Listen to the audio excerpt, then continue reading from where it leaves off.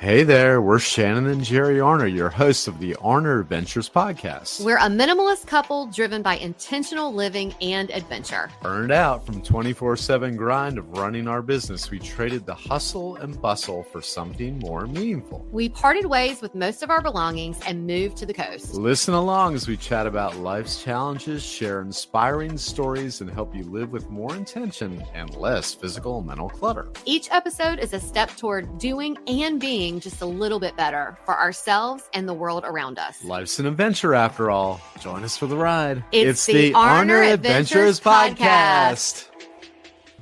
Hello, everybody. This is Shannon. I am doing this solo for the month of May.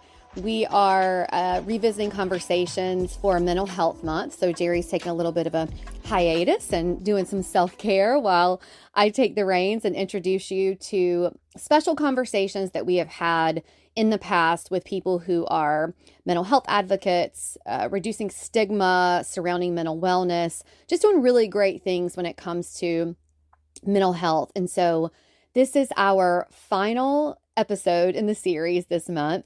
I will just say, picking a favorite episode is sort of like picking your favorite child, I assume. But this is by far my favorite episode. It's an episode that I often re-listen to if I find myself just sort of needing a little bit of motivation, or just to kind of get into my gratitude practice and just kind of be reminded that I can push through. And so this conversation's from episode 95. It's Kevin Berthia. Kevin Berthia is a suicide survivor and suicide prevention advocate. There is conversation surrounding suicide. So if that's triggering for you, please do not move forward. But this is, the conversation. Kevin is always very raw and real about what he has gone through. And I think that's what makes him such a great suicide prevention advocate. You may remember Kevin from his very public suicide attempt at the iconic Golden Gate Bridge. It was a turning point that transformed his life. So we talk about how he deals with pain, overcoming much of his struggles so that he can really embrace life to the fullest. And he's on a mission to help people break their silence and reach out for help when they need it most. His motto is, everyone has a why. And he talks about his why and how everyone has one. And it's just, again, one of our, if not our favorite episode. And so we had to make sure that wrap it up with Kevin Berthia. So I hope you enjoy the conversation. I know you will. And if this one is one that you think would be helpful to someone, please share it with them. And we will be back to see you next week. So take care of yourselves and take care of each other. Well, we're so excited about today's guest. We told you a little bit about him, but we are officially with him now. His name is Kevin Berthia. Kevin Berthia is a remarkable suicide survivor, advocate, and speaker who embodies resilience and hope. His powerful journey began in silence, where he grappled with unimaginable pain and kept it hidden. Throughout high school and into his early 20s, Kevin was known as the life of the party. However, his life took a dramatic turn when he attempted suicide at the Golden Gate Bridge, a moment that transformed his existence. Since 2013, Kevin has been captivating audiences, including us, with his candid and inspiring story, revealing how he overcame his pain and embraced life to the fullest. His mission is to inspire others to break their own silence, seek the help that they need. His message of hope has touched diverse audiences globally, including appearances in various magazines, on local and national news stations. His story was even featured on The Steve Harvey Show, Red Table Talk, and Dr. Phil. And furthermore, his iconic photo standing on the Golden Gate Bridge made the front page of the San Francisco Chronicle and was included among the 75 most iconic photos of the 21st century. Kevin, thank you so much for being here. That is so much stuff. Thank you, man. Thank you.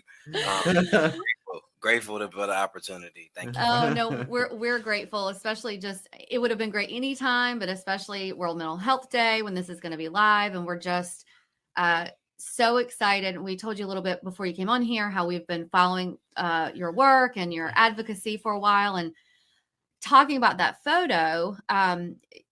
I think probably most people encountered you from that photo. I mean, we did. Mm-hmm. And I remember, and I do want to be really respectful. So just tell me if we don't want to go there. But I remember just that feeling of seeing it and just imagining somehow just like being in your shoes. And it's just, you know, we talk about mental health a lot on this show and things that we have gone through, but are you able to reflect back on that? And I guess because you do speak a lot about it, but are you able to look back at that moment and just understand the gravity of it, of just your stance and everything? To me, it almost seems like you really just didn't, you just didn't have a care. It seems like you're so loosely there. You know what I mean?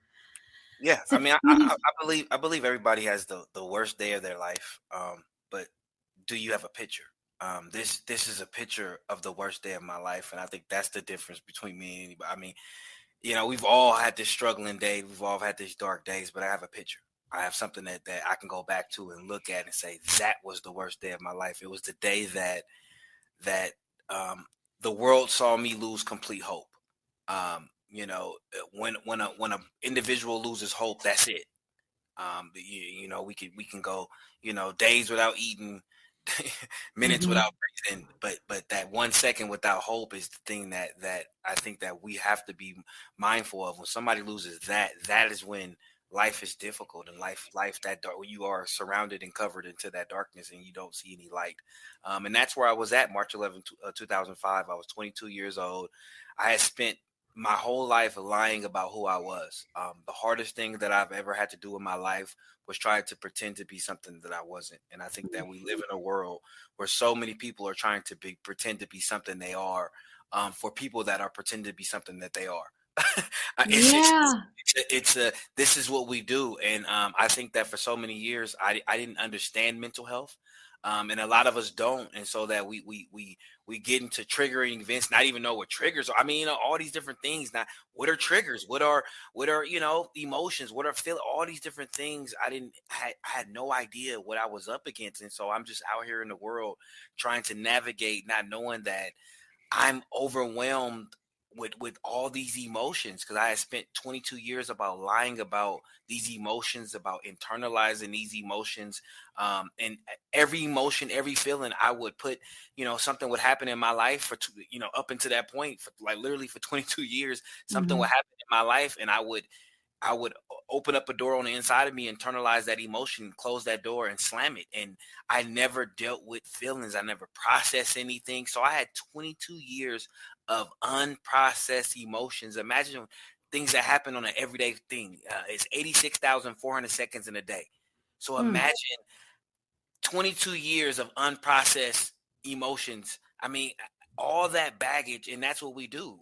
We take Monday into Tuesday, and we take Tuesday into Wednesday. See, every day has its own set of issues, its own set of problems, its own set of mistakes, letdowns, happiness, success stories every day. But if we continue to take, you know, one day into the next, then that's how we become overwhelmed. At 22 years old, I was taking day by day, weeks. I was taking decades into decades, and it's just, I was just overwhelmed. And I got to a point of, I didn't have the hope anymore. I didn't have the belief. You know, you I think that uh, you couple me being adopted. That's my root. And I always tell people, every individual, you want to know an individual, you have to understand their why. You Mhm. know, think about a tree. Think about a tree. A tree has one big root, and then it has many branches. In life, as people, we deal with the branches. Branches that fall, branches that wither away, branches that grow back. Mhm. We don't deal with the root, the most important thing that holds the tree together. And my Mm. root is adoption. Everything, 95% of every decision that I've made stems from me being adopted. Like me, the feeling of me being in any room and not feeling like I'm good enough. Where do I belong? Why me? You know, I was born into an African American family, but yes, you know, luckily enough, because, you know, people on the outside, they think that we all look alike. So yes, you know, I'm with an African American family. I'm African American, but I know I don't look like my adoptive mom. I don't look like my Mm. adoptive dad. I don't look like my adoptive sisters. but yet I have to go into the world where people match. People Mm, like each other. You got to realize something. I mean, for 16 years, I didn't see anybody that looked like me.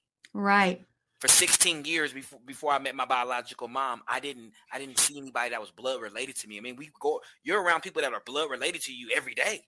That's Mm-hmm. just the reality of it. But for me, I went for 16 years. I didn't know who I belonged to. And then you live with this big question of why?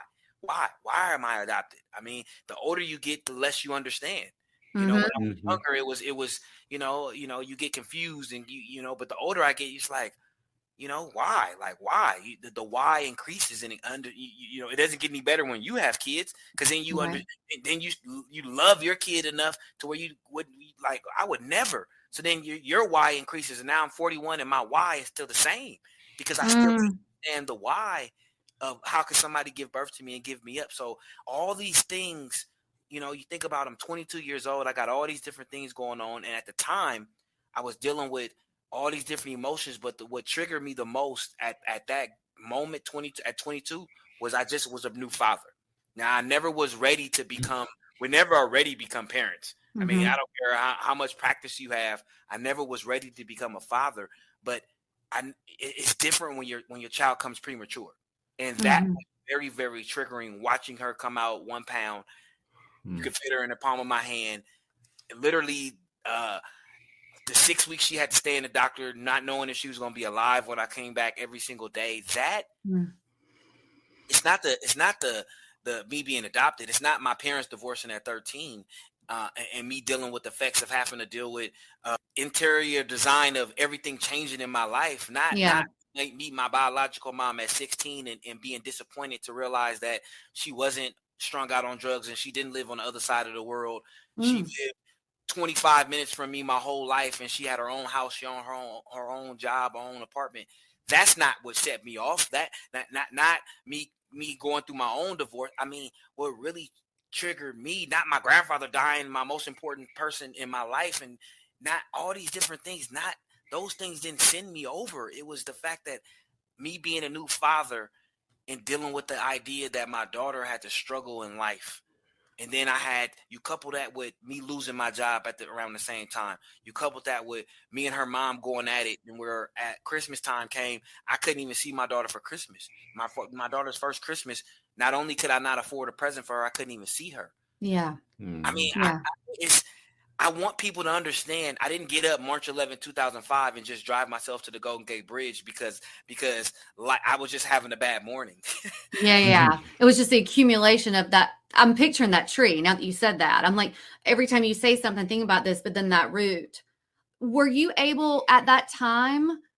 Were you able to understand that, or did it take moving forward through healing and processing for you to understand that? It took me. I didn't get any of this until I got 30. Okay. So for 30 years, I lied and scratched and crawled to try to get by, Mhm. and live in a world that I tried to just figure out how to get by every day, thinking that eventually I was going to die. By Mhm. 30, I was up to 22 suicide attempts. This is Wow. Oh, this I is didn't know not. that. Yeah, this is not. Yeah, the bridge is number 11 of I 22. did not know Oh. that. That's not number one, and Or it's not the last one. it's not the last. Yeah, Oh. Oh Yeah. my it's number gosh. 11. It's the attempt number 11. The bridge is attempt number 11, and Okay. it was 11 more after that. By the time I got up to in my 30s, 2013, 10 years ago, I was up to 22 suicide attempts. And so I understand when people say the dark place exists. I understand because I was the mayor of it. I Mhm. opened up. I got housing. I decided to live there. When most people, Yeah. just go there and visit and try to get out of it. No, I said no, this is my life. And so I understand it to a standpoint of I've pretty much done everything outside of getting my hands on a gun. Mm. So I understand what cutting feels like. I understand what alcohol Mm. poisoning feels like. I understand being an alcoholic, and I understand cutting. I understand uh uh trying to drown yourself. I mean, so many different things, car accident. I've crash cars and total six car. I mean, it's been a whirlwind of emotions of trying to get myself out of pain until I Yeah. got to the point of loving me as I'm in pain. And that was the everything changed when I decided to love me. I was living my life, and I've made decisions in my life because I didn't love me. I didn't know how to love me. I didn't know what loving me looked like. Let's put it in like figurative terms. You created like a toolbox of things to help yourself with, I guess, at a certain point. Are you still constantly thinking that toolbox isn't big enough? Like, I need to add on better self-supporting, self-loving things to it just to make sure. Absolutely.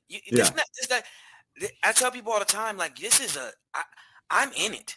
Like, I don't, my story is not a story of, oh, he overcame it. Yeah. You're right. We hear a lot. We love those stories, right? We love them. I mean, we clap and we applaud. Like, we love when you get to the mountaintop and you can look down and tell us that, hey, you can get here too. But what about us that maybe have to live at the bottom of that mountain forever?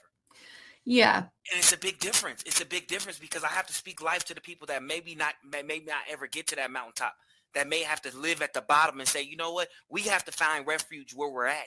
And that the best solution for life is to accept life the way it is and not try to better it and try to keep climbing and keep falling back to the same spot.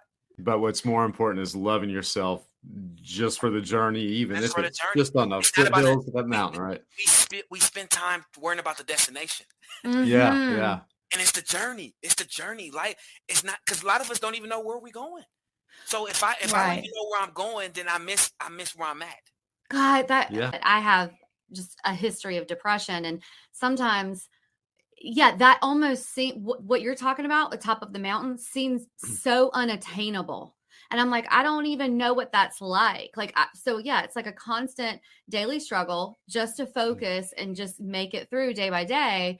And you saying that almost makes me feel like, oh yeah, okay. So that it is like that. Like, it's not just me that feels like it's not attainable. No, you got to slow down life. I tell people all these myths and time heals wound. No, it doesn't.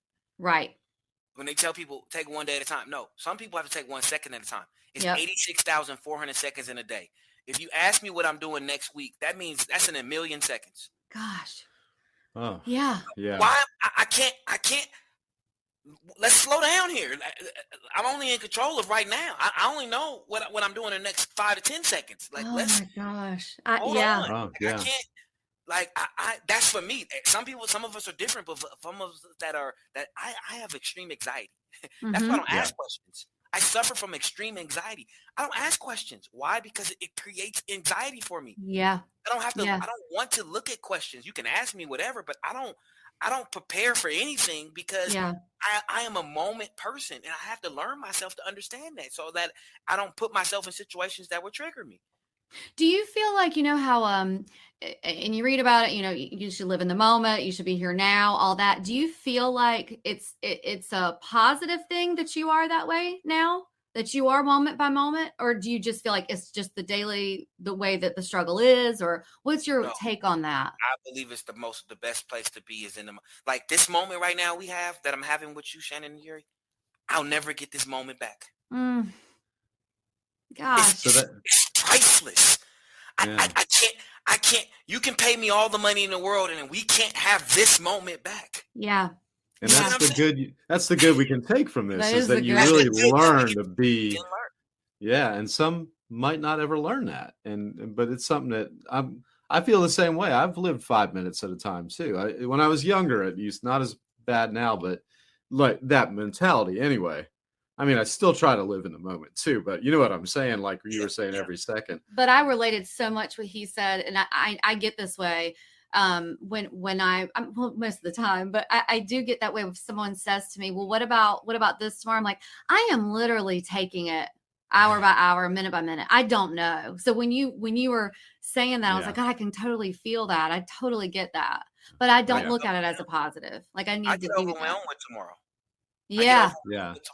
I tell people all the time, I get overwhelmed. Please don't ask me about tomorrow. Mm. I get overwhelmed. I literally cry on the inside when somebody asks me about tomorrow. Yeah, I do because it's so much to be done today. Like what? Today? Yeah. Like I'm a numbers guy. So so for me, when I got into the mental health field and I got into this, and it became my whole life, I've always been numbers. So when I learned the numbers in the mental health field, you can't ask me about tomorrow, because then we lose one person every 40 seconds. So if you ask me about tomorrow, then it negates the 2,160 people that I lose per day. Yeah. It's different. Makes sense. I tell people all the time, it's different from me. You can live your life, but I can't. I'm one of the most empathetic persons in the world, and I have embraced that. Like, I'm okay with it.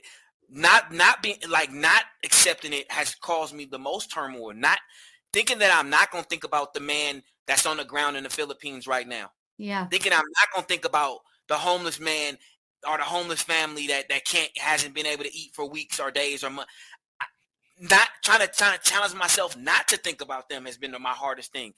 Not allowing myself to think about them. I just allow myself to be me. And the best thing you've probably done is to learn that's a good thing, that you have that empathy and you do think about those things. I think in other cultures that's more valued, and ours not so much. That sort of thinking. And ours is more keep on the track, keep killing it, you know what I mean? Well, that leads me to a question that I had for you.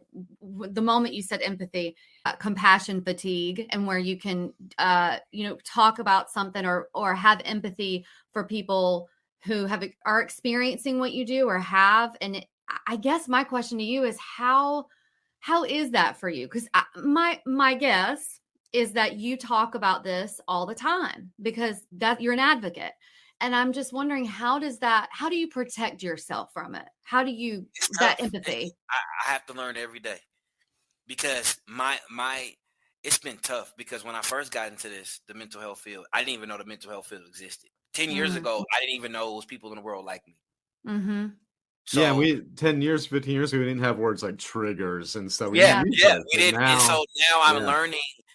I'm learning every day to put me at the top of my list. Before any and everything else, because 100% me can do more for the world than a 50%.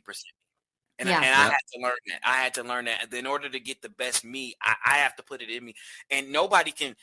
Once I learned the capacity of my cup, I realized that nobody in the world can pour into me. So when I get overwhelmed, I can't expect somebody to pour into me. I have to not be pouring. Like, I don't even pour into people anymore. Like, I tell people all the time, the world gets my overflow. Like, this is all this energy you get is the stuff that can't stay inside of me. I keep enough inside me so I'm filled up. So I'm not drained. So my battery is drained because once I get drained, there's nobody that can come, because I have too big of a cup, because I'm loaded with this stuff. And so I had to realize myself, and that's part of just learning who I am. I don't have an expectation for somebody to come help me and pull me out of this place. Like, I have to be mindful of what the things that I do, what I eat, where I go, the things that I tell myself, my environment I put myself in. We have to have a bigger expectation on ourselves. Yeah. That's something I know. That's a hard thing to work on to maintain. You got to go back sometimes and go, wait a minute, for a while I haven't been taking care of me first, and you got to do that to help others. That's for sure. We have to get to a point when we realize our own power inside of ourselves. Yeah. We have this built up expectation in people, and we don't have no expectation of ourselves. We have to have accountability for ourselves, an expectation of ourselves. Something has to start with us. We are looking. We reach outer, instead of reaching inside of ourselves and say, what everything that we need in life is inside of us. Yeah. The people on the outside just help us navigate to pull it out. They don't nobody can put things inside of you. Okay. All right. Because I get a little excited. Well, no, that's this true. Is great, though. That's true. And I think in our culture, it's even rougher because so much is coming at you externally from the media, from everything that you get all these ideas of what you should be, what you should look like, etc. Yeah. And it's just, you're bombarded with it. Yeah.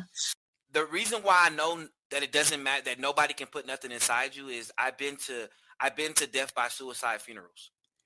So that's why I know it doesn't matter. You can't put stuff inside of people, because I've seen thousands of people at a funeral mourning one person.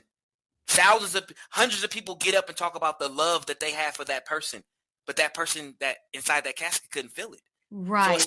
So that's how I know that you can't put stuff inside of people. When you decided to go into this and advocacy and mental health, and I'm guessing that was maybe 2013, was it because you said, okay, I'm going to do this, or did someone ask you to speak about it? How did that happen? So 2013 came around, and I was still suicidal, still wanting to end my life. My mom wrote Officer Briggs, who's the officer in my photo. And you got to realize, for 8 years, we never had contact. I never even knew a cop saved my life. For years, I never looked at the photo. I never dealt with that day. So for years, I thought it was another human because I would have did it for another human. And because I'm a black man from Oakland, California, and my reputation with law enforcement was horrible, sure, I never in a million years would have believed that a white officer would intervene on my behalf, sure, save my life. That's just the reality. I'm a very honest person, because we have to get to the honesty and get to the core of things so we understand. Yeah.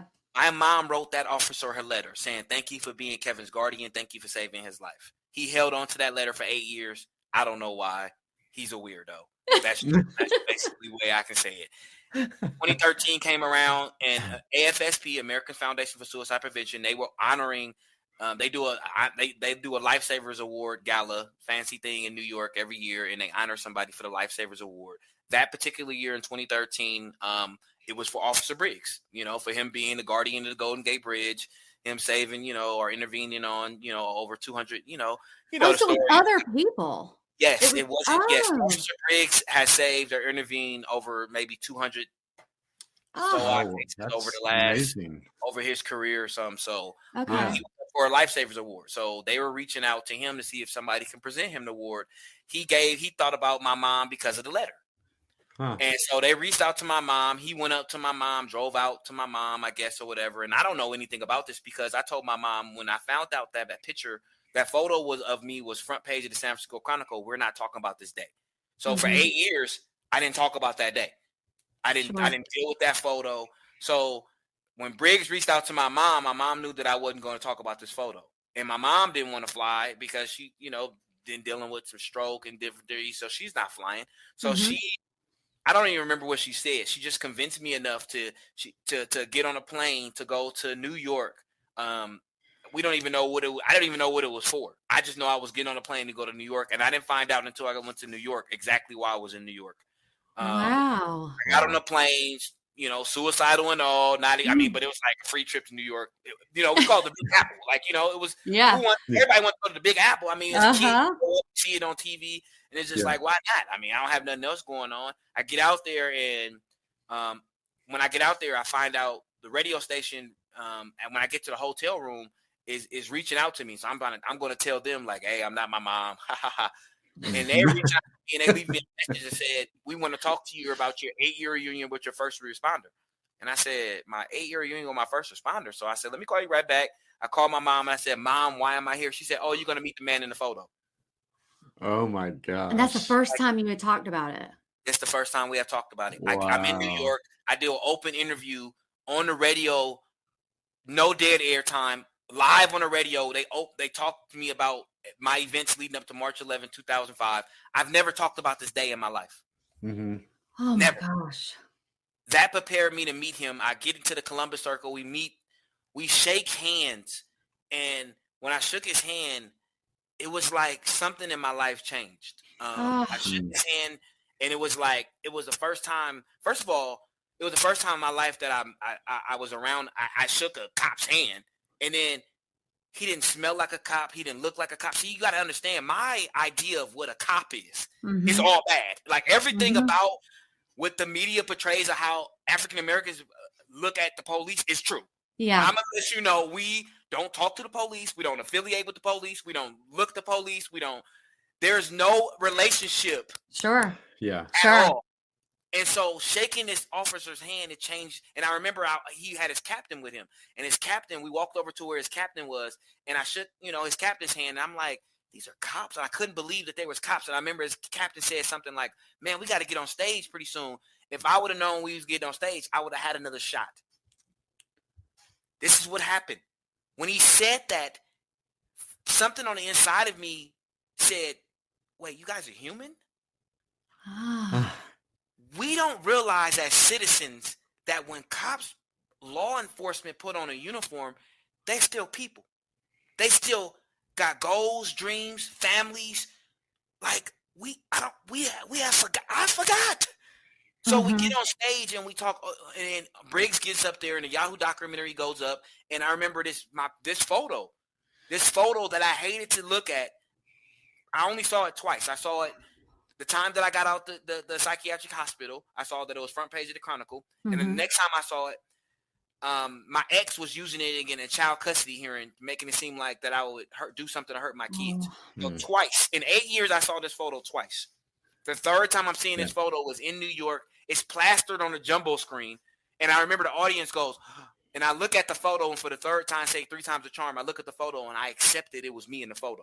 See, when you accept something about yourself, it no longer defines you. For 8 years, that photo defined me. When I accepted the photo, it no longer defined me. I got up on that stage, and I talked openly about everything that led me up to that day. It was the first time in my life that the person that I have been this person my whole life.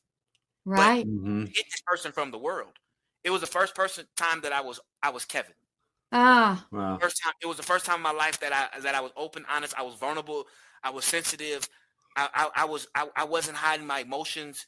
I was Kevin. And how did that feel? Did it feel good, or was it scary? It was so powerful. I remember after I finished speaking, the whole crowd stood up. It was about 400 people in the room, and I didn't know what was going on because I never been involved in standing ovation in my life. Yeah. And as soon as I started to go down to my table, the life-changing moment happened. This is the life-changing moment of my life. It wasn't the bridge. It wasn't meeting Briggs again. It wasn't enough. It wasn't going to New York and that standing ovation. That wasn't enough. The moment was changed when I got down to that table, and it was a lady. It was a line starting to form, and it was a lady waiting in line, and you could tell she had been crying for hours. Yeah. And she said, Kevin, I have to tell you something. She said, I wasn't even going to say this, but I told my husband that I have to tell you this. She said, I haven't slept in 5 years. She said, my son Jacob lost his battle 5 years ago. She said, I haven't slept for one moment, Kevin. She said, but I told my husband tonight I'm going to sleep, Kevin. And the reason why I'm going to sleep is because you told your story, and I can better understand what Jacob was going through. Things happened in that moment. In that moment, I realized I wasn't alone. And the second most important tool and the most powerful thing that we all have to take advantage of is that I realized that it was so much bigger than me. Because I couldn't understand how the worst day of my life could give anybody hope. Right. I looked at this lady and I couldn't understand. You understand that the worst day of my life, you're going to sleep tonight, and something changed in me. And I always say the New York Kevin was emerged, and the New York Kevin had to go back and meet the California Kevin, because the California Kevin was lying about who he was ready to die. But the New York Kevin was just fierce, and he had this power about him, and he was thinking about this woman. He was thinking about the fact that how much he impacted this room, and how much he can impact the world, and how much he can do with this terrible moment. How much this terrible moment can change people. And so I went back, and I flew back on May 8th on 2013, and it took me some time to get it together, but on May 21st, 2013, 3,784 days ago, 3,784 days ago, 10 years, 4 months, and literally, what's that, 9 days ago? Yeah. I woke up, and it was the first day I didn't want to die. It was the first day of my life. May 21st, 2013 was the first day, 8/21/13. It was the first day I woke up and I didn't want to die. First day of my life that I woke up, that Kevin Berthia woke up, because I've been dealing with this my whole life. Every day of my life since the moment that I've come into the world. Yeah. Because I was given up from birth. So Timothy, I'm trying to tell people from the moment that I came into the world, my first night's sleep, my first morning waking up, I felt like I wanted to die. Mhm. That's just the reality of it. So this is the first day that I woke up and I said, whatever I have to do. I realized that nothing in my life was allowing me to want to live. Mhm. Okay. I was in a relationship that made me want to die. I had a job that made me want to die. I had friends that made me want to die. I ate food that made me want to die. Mm.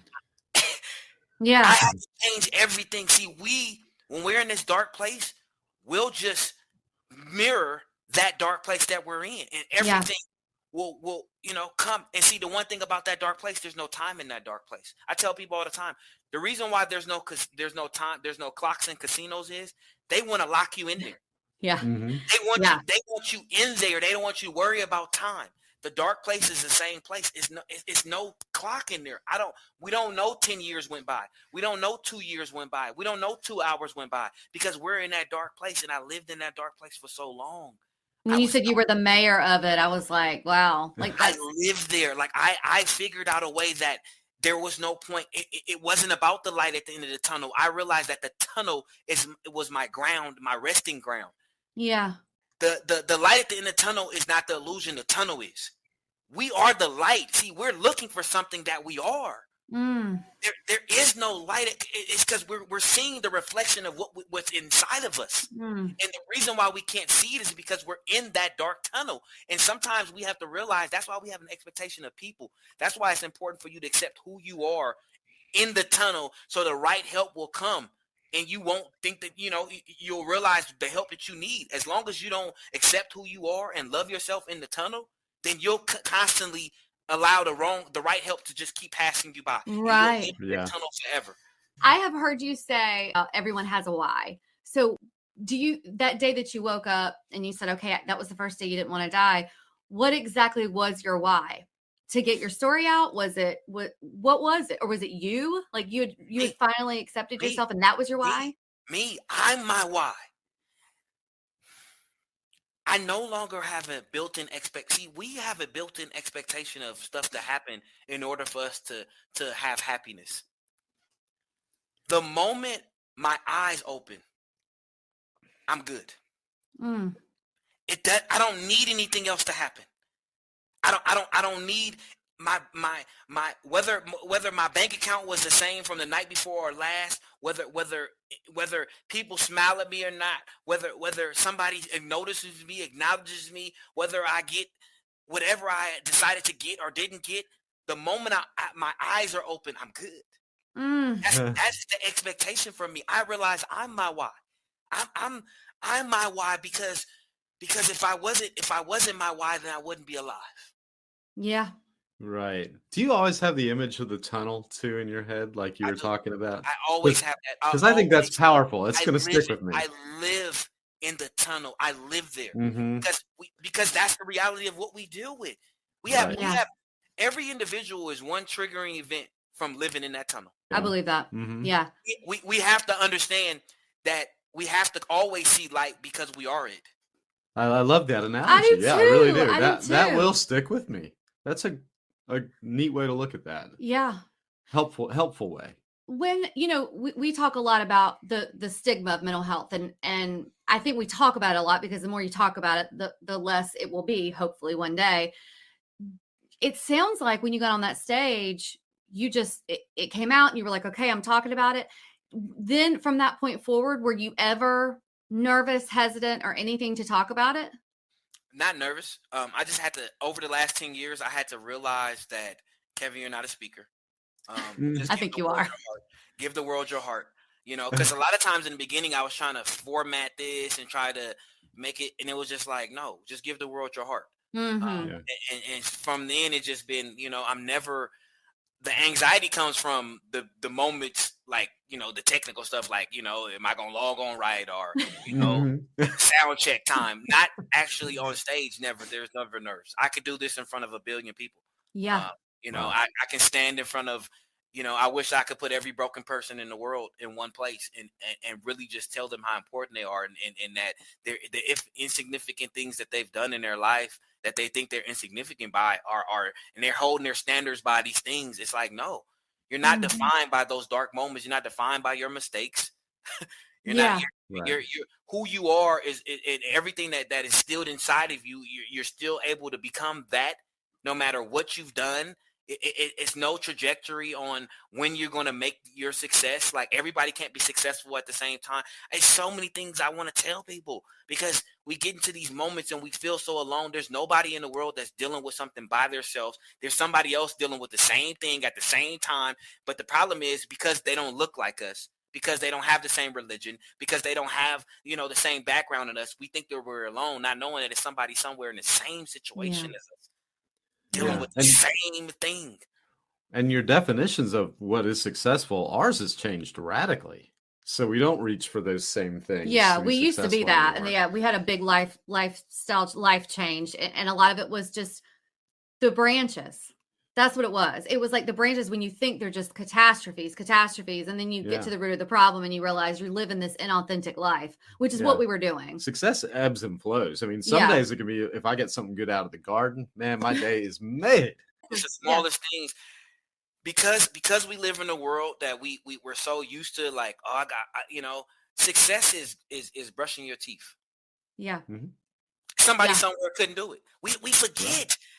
Success is making the bed. Success is opening your eyes, and maybe I didn't feel like getting out of bed, but I'm alive, and I may be suicidal, but I'm alive. That's success. Like, success is being here. Success is fighting every day. Success. At so many different levels. We think success is a monetary. It has nothing to do with money. No. Success. It will never have anything to do with money. If you tell me that success has nothing to do with money, I'll say, well, why is the richest person in the world depressed? Mm-hmm. Mm-hmm. How can the rich even think about wanting to die? Yeah. Because it's not a monetary value. No. Right. This thing it's the one thing. Depression can hit you from it's the one thing that touches it touches us all. It's the one thing that connects us, because we're human and we got to have feelings. We got to have emotions. So it's the one thing that any of us can be susceptible to. Do you live in Oakland still? I live in Brentwood, which is kind of the Bay Area. Yeah. About an hour away. I know that the day at the bridge was not, you said, wasn't the only one, but it just seems like a massive trigger. Is it? Now I've learned to. It was for 8 years. The 8 years that I didn't talk about this day, nightmares every night. Every time that I was around wind, I couldn't even think about that place. And you got to realize something. When I went to the bridge in 2005, I didn't know how iconic the Golden Gate Bridge was. I didn't know it was iconic for suicide. We didn't. Google and YouTube just came out in 2005. True. Yeah. So we don't realize that information. If you didn't know about something, you just didn't know about it. And information. So I didn't realize. So now it's like I had to kind of accept the bridge, because if I didn't, this I would be triggered every day, because you can't talk about San Francisco. You can't see an image of San Francisco without it showing the bridge. Right. I mean, you can't. If you tag yourself in Facebook, and say I'm in San Francisco, you know what it shows? The bridge. The bridge. The bridge. Postcards. Every postcard around the whole world has what on it? The bridge. Yeah. The Golden State Warriors on their has the bridge. Yeah. It is.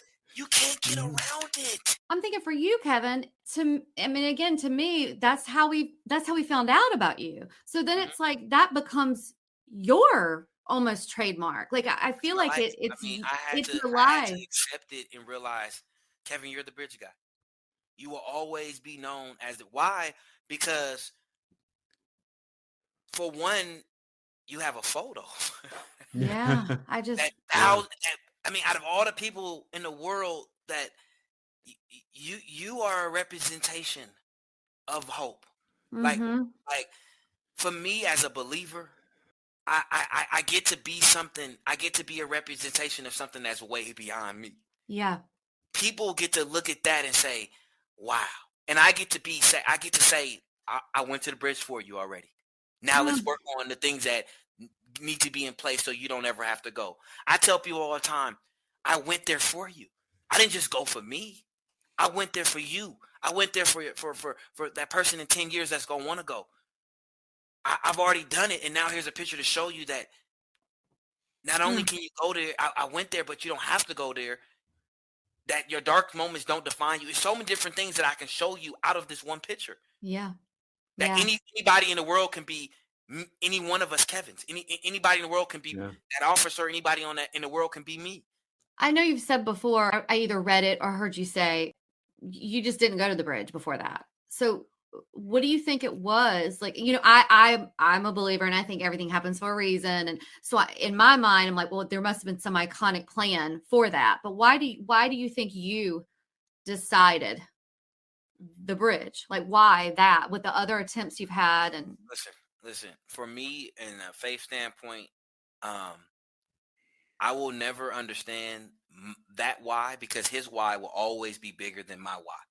And I can only tell you that the same Friday that I chose to go to the bridge, at the same time that I was on the bridge, they were inside having a meeting trying to decide whether or not to put up a barrier.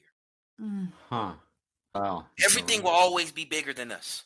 Yeah. Everything will always, if we make it about us, then we make it small. See, it's so small when we make it about us. Life is so small when we self-center ourselves and say it's about me. But when you eliminate the me and you become the we, it makes it so big. It creates a domino effect, and you realize that you can impact anybody, anywhere, at any time. Can you ever have a mundane drive across the bridge? It would seem like every drive across it would just have so many emotions going on. Have a regular bridge day. Yeah. Right. Yeah. Right. I will always look at that place and say, well, I know so many people came here from so many places around the world and they couldn't. And I came here and I said I could, and somehow I could. And I will always look at that place and say, all right, I went to this place and now I'm a representation of everything that can. And I look at it as every time I think about it, every time I see a picture of it, I look at it as I overcame that. Yeah. Yeah. When did you decide you were going to move forward with the foundation and take it another step? So 2020 came, and I was under management for the first good early part of my speaking career, and I didn't kind of like how everything was being handled. So I got under my, but I've been to all these places, I've been talking to all these people, and I realized that what we needed in the world, we didn't have. From talking to loved ones, from talking to people that have lost people, from knowing myself and knowing who I am and knowing my heart and knowing that what we lacked, the connection, the compassion, we didn't have that. So I said, well, maybe I need to create it. And it started off as a small, let me just, and it just, the more and more I've been putting into it, I just went fully in 2021, meaning that I'm a full-time advocate, meaning that I quit my job, and this is what I do full-time. That's wonderful. And I don't have a 9-to-5, so I needed to be accessible.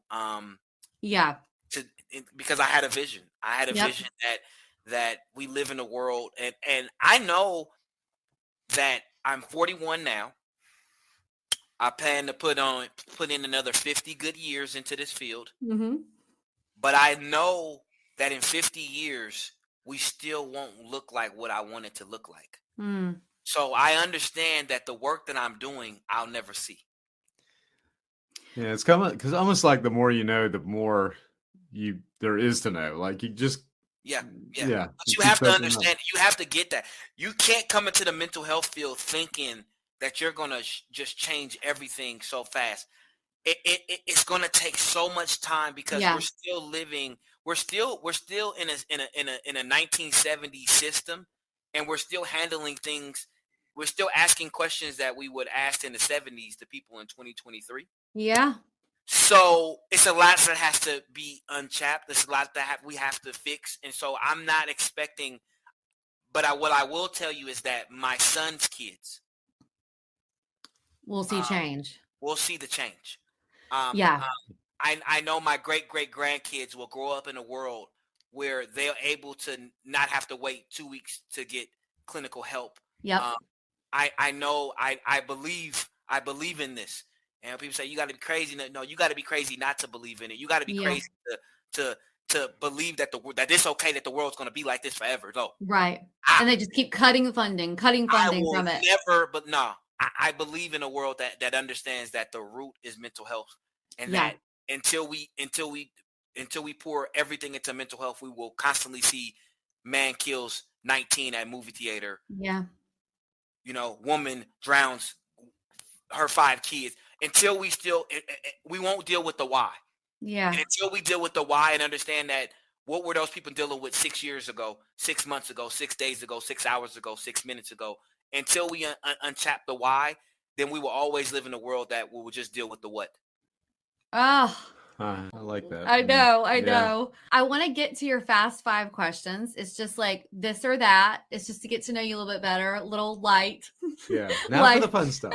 Yeah. And I will tell you, we sort of, and now like I've had this conversation, I'm like, I felt like when we devised it, it was sort of like about self-care and like, and so you might, some of it be like, there's no way I don't even do that. But we just think it's a fun thing to just ask you. Okay. So the first one is, and it's just, which do you prefer? Morning meditation or prayer or evening relaxation? Morning meditation and prayer. Okay. I was going with that. I said, yeah, me too. Me too. Especially when you talked about opening his eyes in the morning. That's what I was thinking. Bubble bath or brisk walk in nature? Brisk walk in nature. Okay. There you go. Number 3, yoga session or high intensity workout? Oh man, I don't do either. Me neither. I don't know about that one. Because the high intensity workout, that's a lot. I don't know. That yoga, that bending and all that. I don't know. I'll tell you, for the yoga, I want to be the yoga person, but in the meditation, it's hard for me to calm my mind enough to do to just focus on it. It's just, maybe. Yeah. I will have to, if I had to pick one, it would definitely be the yoga. I don't see that. Funny, and that's something too. Yoga also has, because we're talking a lot about stigmas today.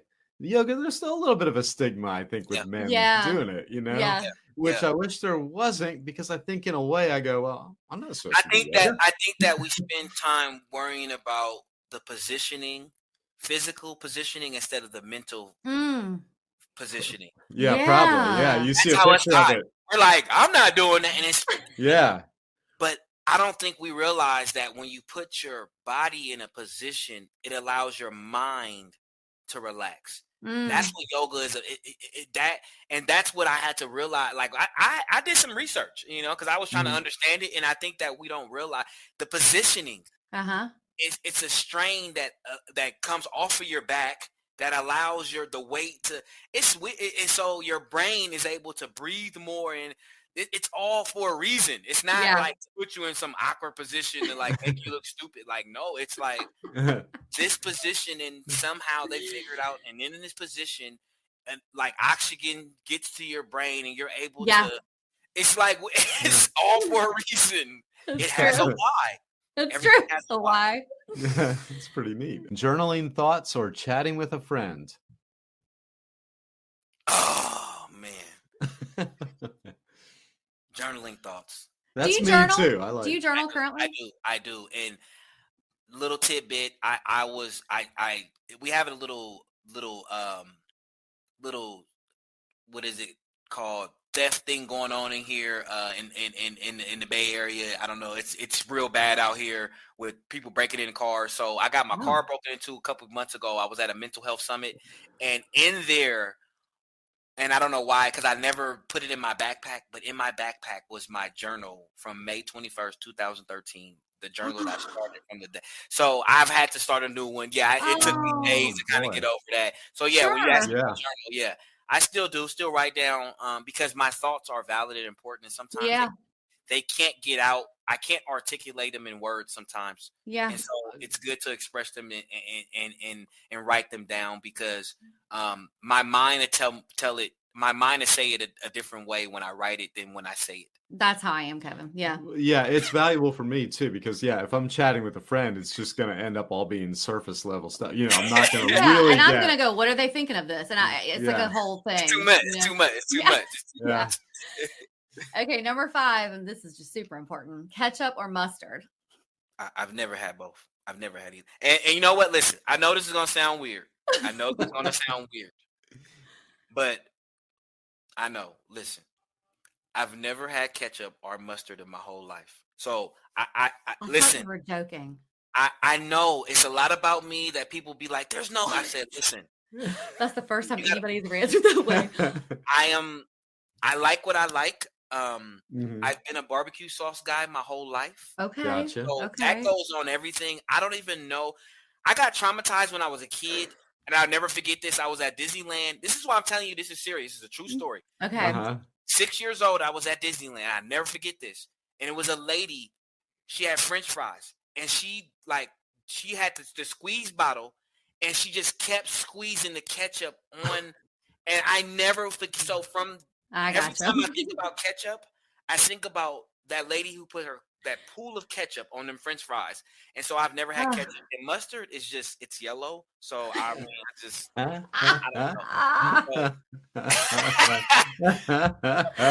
We've never had that answer. It'd be a great icebreaker in front of an auditorium of thousands of people. Yes. The first thing I want to tell everybody is I've never had ketchup or mustard. Never had ketchup or mustard. My life. I was lean in from that. That's amazing. Okay, we've never had that answer. I love that answer. Yeah, that's all unique. We never had that. Okay, the question we do ask everyone, a little bit more serious or light if you want it to be, but is, Kevin, what does a life well lived mean to you? I think a life well lived is a life that you are loving yourself and not having expectations out of anybody but yourself. If you're going to have expectations out of yourself, I think that a life well lived is just accepting who you are, and that, everybody say, I don't know my purpose, I don't know how to get, but you got to first love who yourself is. Like, you're not going to find your niche and what you're supposed to be here in life until you love yourself. And it starts with loving you, and it doesn't matter what people tell you. People tell you you're great your whole life until you tell yourself you're great. So I think a life is living well is if you leave this world and you love yourself, you've lived your best life.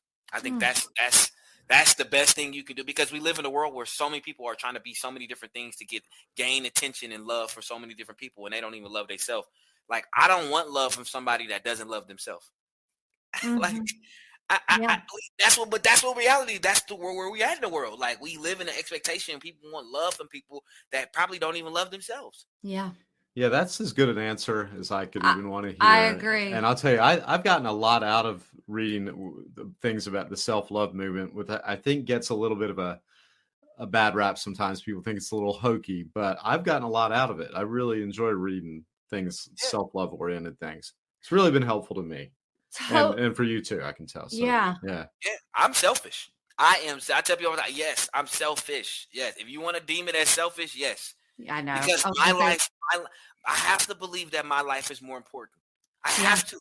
And that's not me thinking that I'm better than somebody. No, I have to be team me. I'm so glad to hear the confidence that you have that your life does have meaning, because I'm not even just saying it, like, you have impacted us in such a positive way. You've come up in more conversations in our life without even knowing it, more than you can imagine. And I'm just thinking, if you come up in our conversations and you're so impactful for us, the fact that you're able to now have your foundations to where you can go out and you can spread your story and your advocacy is so important. And I'm so glad you're able to recognize that, because it's so important. Yeah. I mean, I had to get to a point of understanding me and realize that it's tools in my box that nobody has. Yeah. Yeah. That's right. There's nobody in this world that has my heart. Mm-hmm. Right. There's nobody that cares for people like me. There's nobody that wants the best for people like me. And I had to realize that that's just who you are, Kevin. So just give the world your heart. You speak on it because you've been there, and we've had conversations with people before just about different things we've gone through with grief and things. And I'm like, the worst thing to me is when someone tries to tell me or advocate for me and they've never been there. Like, don't come to me if you've never been there. And the fact that you're taking that you've been there and then just being able to, I don't know, bond or somehow have camaraderie with people where they feel that and they're like, oh, he gets it. Yeah, He gets it. I had to realize the things in my life that I went through, I didn't go through just for me. See, I was complaining. I kept things from the world. You know, my attempt at 19 or my attempt at, no, I had an attempt at what? My attempt at 24 was a horrible attempt, right? And I said, I'm never going to tell anybody about that, right? I was in Montana, where they told me that I increased the black population just by being there. I was, of all places, right? I'm in Montana. And this lady comes to me at the end, and she says, I wasn't even going to come. But, you know, something got me here, and I finally got here, and I'm so glad I came. She told me her story, and her attempt was the same attempt that I did at 24. Oh wow. You got to realize. She didn't know that about you. She didn't know. I didn't know that about her. She didn't know that, but we are connected by something that I was so ashamed of. I was so ashamed, but I'm sitting here like, I had to go through it because I never would have connected. Here, this woman way in Montana, of all places in the world. Yeah. I would have never been able to connect. I would have just been able to just listen, and I would have had no connection to her.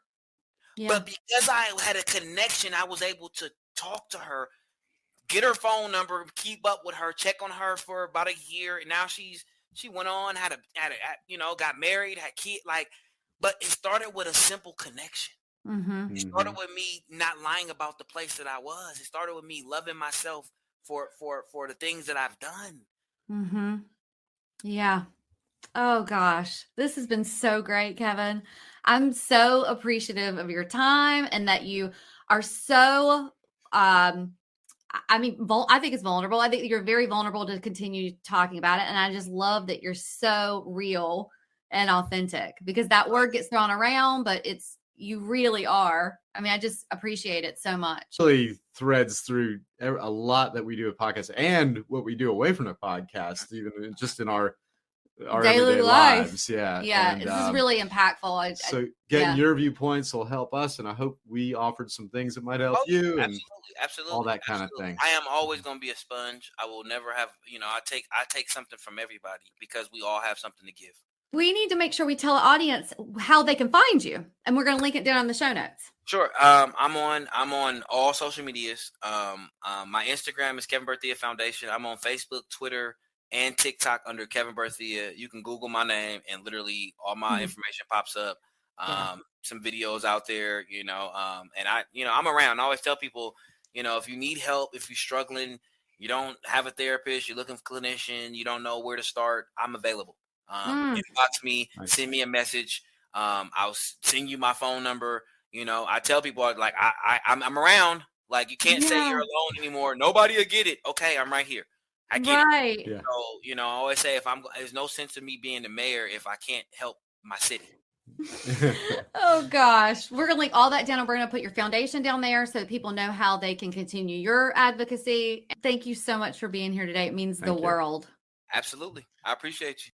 That was life altering. Wasn't it? Conversation, yeah. It's and I think, and we talked with him, I think during the episode, how so much of what he was talking about really threads through our everyday lives, not just what we do on here with our adventures, but just what we do. Yeah, our just thought processes. We took a little bit of a break before we came right back to do our wrap up. And during our little break, just like grabbing some water and stuff, I said to you, Jerry, I was like, there were things he was saying that I was like, that is exactly how I think. Like the way that my mind works, especially, for someone like me who runs pretty high anxiety, just even looking forward a few hours, but sometimes even the next day or the next week is really hard for me. It's really hard for me to say, yeah, let's talk. I can't even think. I mean, how many times do I say, I just don't know. I don't know. I can't go there. I could just relate to so much. And I I do mean it when I said the first time I ever saw that picture, it was so just, I don't know, just so impactful. And just, it is really, I don't even know the word, just to know that when he said it was like one of his darkest days, the darkest day, ends up being this huge catalyst for inspiration for us and then so many people across the world. Well, yeah. There's a reason that photo was one of the most 75 most iconic photos of, it really does make an impact. You look and you can't look away right away. Just, all kind of image, thoughts, with that image. And I almost think that no matter what you're going through, I think most people can put themselves, when you see a picture, you almost try to put yourself in those shoes. And so I think that that's probably why it is so impactful, because we can all sort of go, oh, what must he have been thinking? What triggered it? What, the whole thing we talked about. But I'll just tell you, just a beautiful conversation, a beautiful way that his life has been a trajectory. The other thing that I'll take was a big takeaway is when he said, when I wake up in the morning and open my eyes, that's success. Yeah. I enjoyed that part a lot too. Oh my gosh. Just that part about perspectives on what success is, and it's ever evolving, and it's really, well, I think for either one of us, not even close to the idea we might have had when we were a lot younger. I will say, I've said it about a lot of shows, but hands down, that is the most powerful conversation, and I think most life impacting for me conversation we've ever had on this podcast. I would agree with you. Yeah. And it's, and we enjoy them all. We've had wonderful guests, and everyone has their own story. But for me, this just impacted my life in a way that I don't think will ever change. It was just a beautiful conversation, and just more relatable to us on a lot of personal levels, even though our personal experiences can't get close to things he's gone through. In other ways, it was just really relatable for us. So we talked about this. We will link his foundation down in the show notes. We also talked about last episode that we have the Thalassophile candle that we joint partnership collab with Southern Oak Artisan, and a portion of the proceeds are going to mental health advocacy groups. The Kevin Berthia Foundation is one of those advocacy groups. So, even if you purchase a candle, you'll be being able to help Kevin be able to get out and advocate and talk to other people about suicide prevention, and just really make an impact on their life as well. If this episode resonated with you, or if you know of someone who would benefit from anything we talked about today, or any episode, our guests, or anything, please share it with a friend. It's a great way of supporting the podcast and us, and we really appreciate it. Another way of supporting the pod is by leaving us a 5-star review or rating on the platform you're listening to us on. Oh, and go ahead and hit that subscribe button, because that also supports us. We would love that. You can always find us, links we refer to during the show, and any of the podcast sponsors at arneradventures.com, or linked here in these show notes. And until next time, enjoy that journey you're on. We're wishing you lots of adventures. Adios. Arrivederci. Au revoir. Adios. Sayonara. Auf Wiedersehen. Dos vidaniana. And